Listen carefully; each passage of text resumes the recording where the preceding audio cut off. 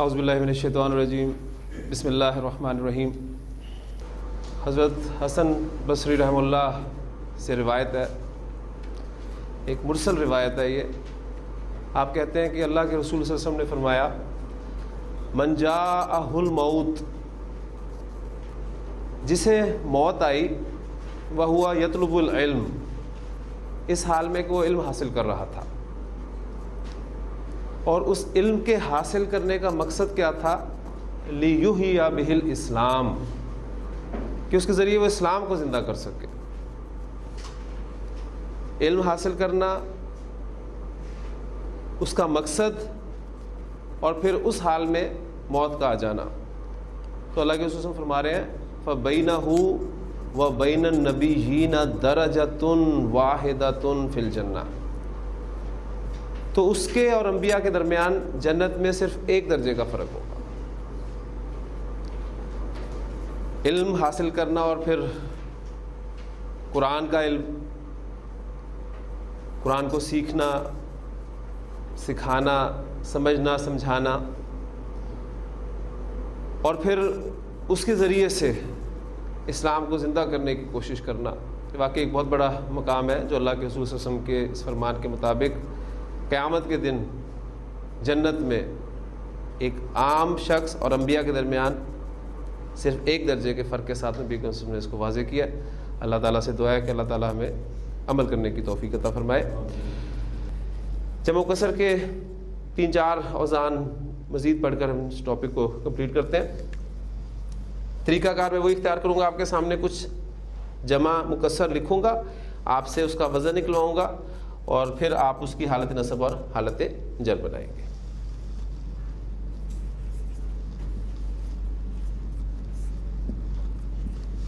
قلوبن، یہ کس واحد اسم کی جمع ہے؟ قلب کی جمع۔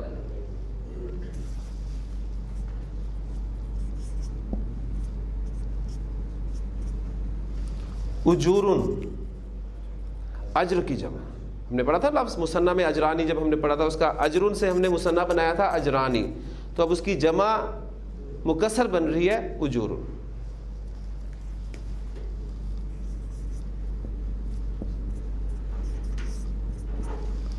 نفوسن، نفس کی جمع۔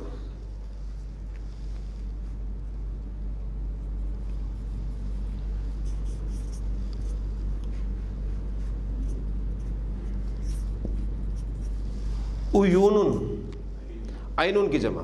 ٹھیک، عینن کا لفظ جو ہے یہ عربی زبان میں آنکھ کے لیے تو استعمال ہوتا ہی ہے، اس کے علاوہ یہ عربی زبان میں چشمے کے لیے بھی لفظ استعمال ہوتا ہے، اور عربی زبان میں چشمے اور آنکھ میں مشابہت کی بنا پر یہ لفظ جو ہے دونوں کے لیے استعمال کیا جاتا ہے۔ پھر علماء اس کے بارے میں کہتے ہیں کہ کیونکہ دونوں میں گہرائی ہے، آنکھ میں بھی ہے، چشمے میں بھی ہے، اس لیے، اور پھر یہ کہ دونوں سے پانی نکلتا ہے، اور بھی اس کی بہت ساری وجوہات ہیں۔ بہرحال یہ عینن کی جمع مکسر جو ہے وہ عیون استعمال ہوتی ہے۔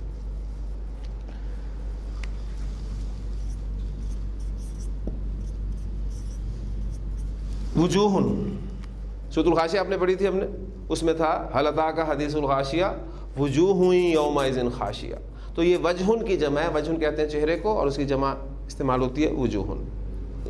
اب اس کا وزن ہم نکالتے ہیں۔ طریقہ جو میں نے آپ کو بتایا، ہاں جی، پیش، اس کے بعد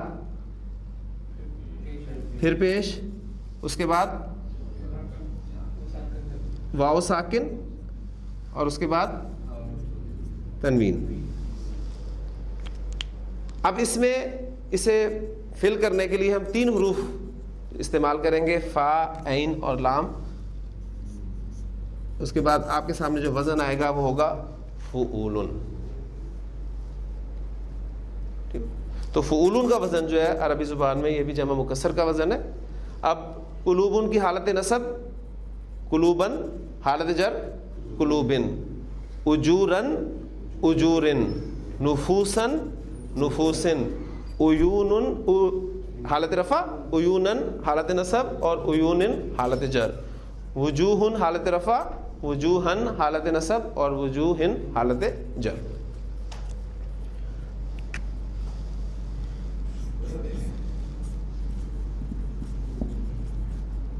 कुतुबुन, आपको पता है किसकी जमा है ये?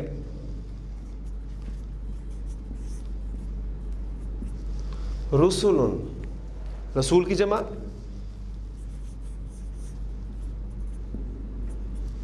सुहुफुन, सहीफातुन की जमा। तो ये एक जमा मुकस्सर का वजन आपके सामने और आया। इसका हम वजन निकालते हैं जी, क्या निकलेगा? पेश, फिर पेश, फिर तनवीन। और इसमें अगर फा, ऐन और लाम डालें तो ये फ़ुअल उनका वजन आपके सामने बन गया। आपको मैंने जमा मुकस्सर के जो 4 औज़ान बताए हैं, ये चारों औज़ान मुनसरिफ वज़न है। जमा मुकस्सर का हर वज़न मुनसरिफ वज़न नहीं होगा, ज़हन में रखिएगा।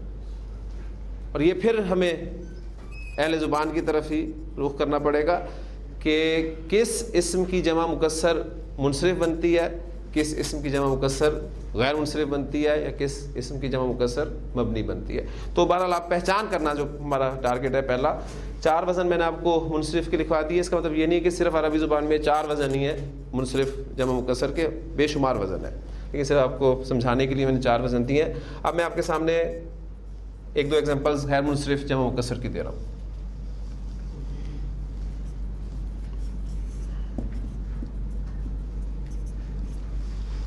अंबियाउ, नबी की जमा। और आप इसम के आखिर में तनवीन नहीं देख रहे, तो इसका क्या मतलब है कि ये इसम जो है ये गैर मुनसरिफ है। और अंबिया का लफ्ज़ आपको उर्दू में ही पता है कि जमा के लिए इस्तेमाल होता है।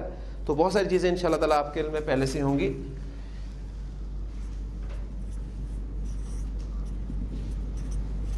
औलियाउ, वली की जमा।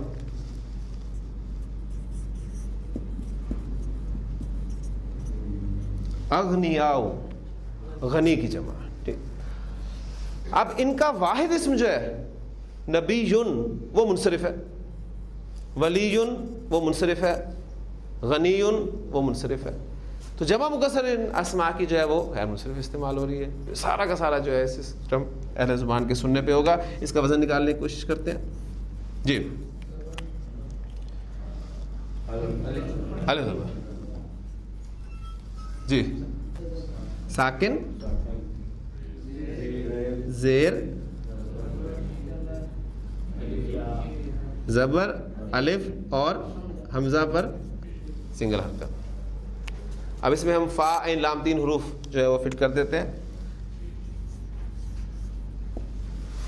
अफ इलाऊ, तो अफ इलाऊ का वज़न जो है अरबी ज़ुबान में वो गैर मुनसरिफ वज़न है।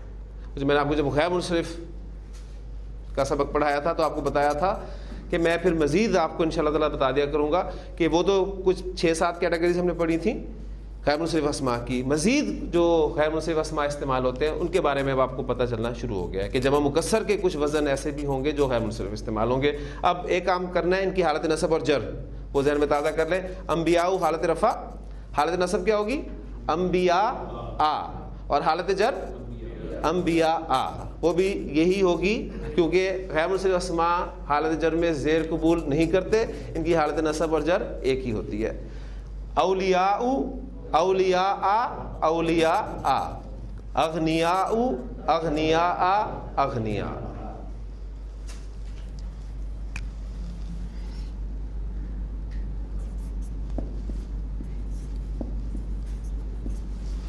गुरबाउ, गरीब की जमा।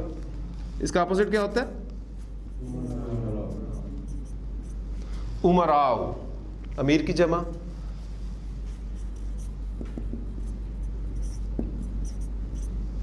शुरफाउ, शरीफ की जमा।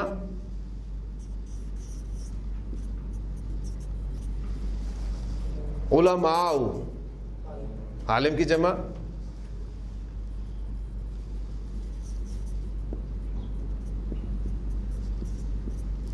फुकराउ, फ़कीर की जमा। तो ये तमाम अल्फाज हम उर्दू ज़ुबान में इस्तेमाल करते हैं। अब इसका वज़न हम निकालने की कोशिश करते हैं जी। क्या बनेगा? पेश, ज़बर, फिर ज़बर, अलिफ, हमज़ा पर हिंगल हरकत। अब इस पर हम फ़ा, ऐन और लाम फिट कर दें تو یہ وزن بن گیا آپ کا فعلاء. فعلاء کا وزن ایک غیر منصرف وزن ہے. اب میں آپ سے اگر کہوں کہ عربی زبان میں شاعر کی جمع، شاعر اسم ہے، اس کی جمع فعلاء کے وزن پر آتی ہے، تو فوری طور پہ آپ بتا دیں گے شعراء. یہ بس ہمارا کام ہے جو ہم نے اس وقت کرنا ہے. تو یہ دو اوزان آپ نے دیکھ لیے کہ یہ غیر منصرف وزن ہے. اب ایک ایگزامپل جو ہے میں مبنی جمع مکسر کی بھی آپ کو دے دیتا ہوں.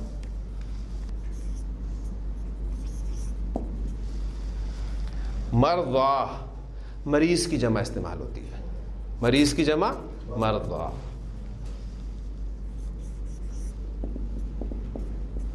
قتلا، قتیل کی جمع، قتیل بمعنی مقتول، اس کی جمع عربی زبان میں قتلا استعمال ہوتی ہے.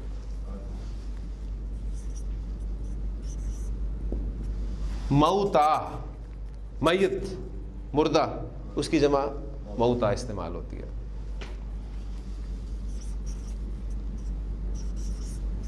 سرعا، سری، سریعن، سریعن کی جمع سرعا استعمال ہوتی ہے. اور عربی زبان میں سریعن کہا جاتا ہے کشتی میں جب کسی کو زمین پہ گرا دیا جاتا ہے تو اس کو عربی زبان میں سریعن کہا جاتا ہے، اور اس کی جمع مکسر سرعا استعمال ہوتی ہے. تو سورۃ الحاقہ میں جو الفاظ ہیں وہاں آپ کو یہ لفظ ملے گا کہ اللہ تعالیٰ نے جب اس قوم پر عذاب دیا تھا تو فَتَرَ الْقَوْمَ فِيهَا سَرْعَا كَأَنَّهُمْ أَعْجَازُ نَخْلٍ خَاوِيَةٍ. تو دیکھتا ہوں لوگوں کو زمین پر گرے ہوئے گویا کہ وہ کھجور کے کھوکھلے تنے ہیں. تو سرعا لفظ وہاں پر استعمال ہوا ہے. تو یہ ایک مبنی وزن ہے، اور نوٹس میں غالباً یہ وزن آپ کو نہیں ملے گا، یہ آپ ایڈ کر لیجئے گا اس میں. ٹھیک، اس کا وزن ہم نکالتے ہیں. اب وزن کیا نکلے گا اس کا؟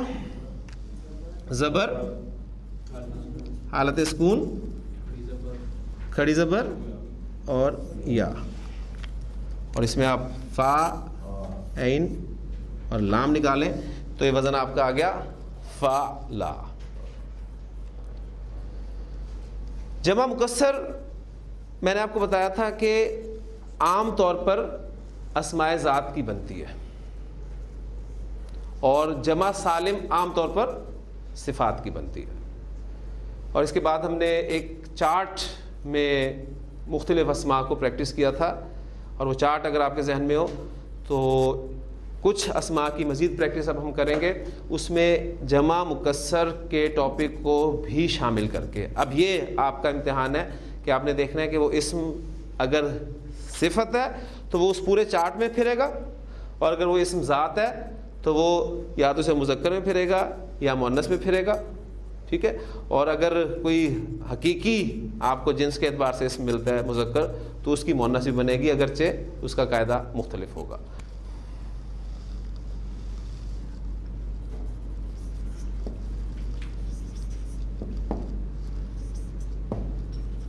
اعراب کے اعتبار سے اسم یا تو حالت رفع میں ہوگا یا حالت نصب میں ہوگا یا حالت جر میں ہوگا. عدد کے اعتبار سے اسم یا تو واحد ہوگا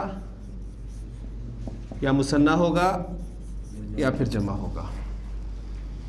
اور جنس کے اعتبار سے اسم یا تو مذکر ہوگا یا پھر مؤنث ہوگا.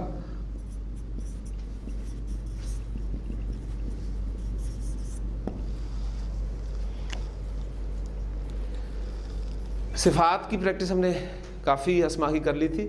اب کچھ اسماء ذات کی پریکٹس میں آپ کے سامنے رکھتا ہوں.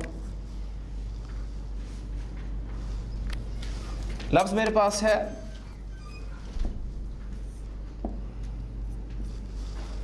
بابن.